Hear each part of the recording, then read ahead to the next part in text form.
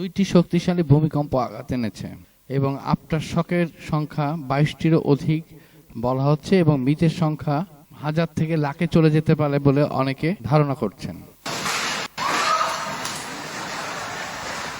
ভেনেজুয়েলায় কেবল সন্ধ্যা নেমেছে, এমন সময় আঘাত হানে 1 শতাব্দীরও বেশি সময়ের মধ্যে সবচেয়ে শক্তিশালী 2 ভূমিকম্প, যে কম্পন ভেনেজুয়েলার সীমানা ছাড়িয়ে যায় ব্রাজিলের অ্যামাজন অঞ্চল পর্যন্ত।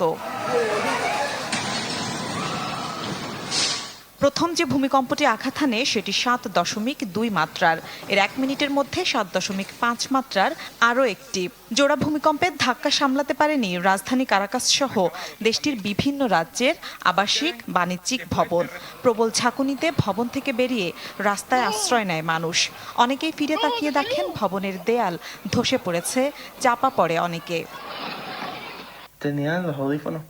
মনে হচ্ছিল সবকিছু ভেঙে চুরমার হয়ে যাচ্ছিল।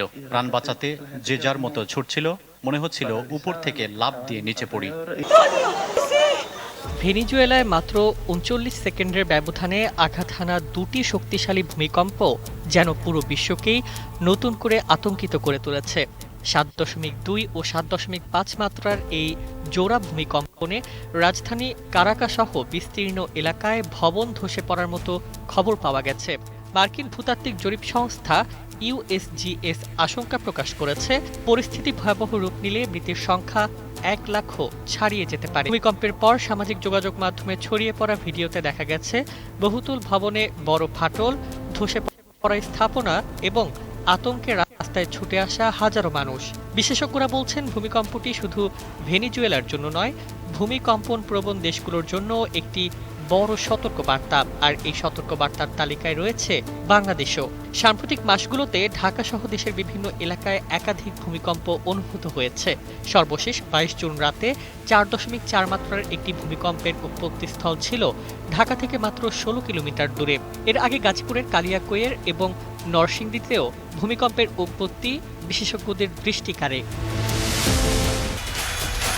উৎপত্তিস্থল রাজধানীর এত কাছে হওয়াটাই উদ্বেগের কারণ ঘনবসতিপূর্ণ ঢাকা মহানগরে বড় ধরনের ভূমিকম্প আঘাত হানলে ক্ষয়ক্ষতির পরিমাণ ভয়াবহ হতে পারে। এমন বাস্তবতায় সরকারও প্রস্তুতি জোরদার করছে।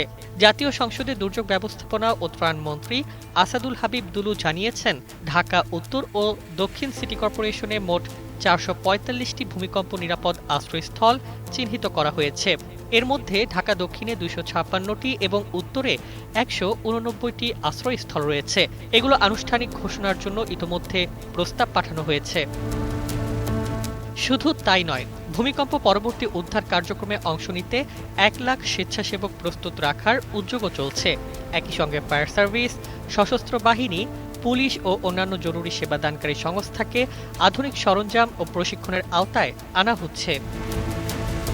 ভেনেজুয়েলার ধ্বংসস্তূপের ছবিগুলো তাই বাংলাদেশের জন্য এক নীরব সতর্কবার্তা। বুধবার সন্ধ্যায় 7.2 ও 7.5 মাত্রার 2টি ভূমিকম্প আঘাত হানার পর দেশজুড়ে 20টিরও বেশি আফটার শক অনুভূত হয়েছে। এতে ক্ষতিগ্রস্ত এলাকাগুলোতে নতুন করে উদ্বেগ ছড়িয়ে পড়েছে। দেশটির প্রেসিডেন্টের কার্যালয়ের বরাত দিয়ে সংবাদ সংস্থা এএফপি জানিয়েছে, ভূমিকম্পের পর থেকে একের পর এক পরবর্তী কম্পন অনুভূত হচ্ছে। বিশেষ করে উত্তর উপকূলীয় অঞ্চলগুলো সবচেয়ে বেশি ক্ষতিগ্রস্ত হয়েছে। লা গুয়াইরা, আরাগুয়া, কারাবোবো এবং ফালকন রাজ্যে কম্পনের প্রভাব ছিল সবচেয়ে তীব্র। প্রথম ভূমিকম্পটির মাত্রা ছিল 7.2। এর কেন্দ্রস্থল ছিল কারাবোবো অঙ্গরাজ্যের রাজধানী কারাকাস থেকে প্রায় 20 কিলোমিটার দূরে।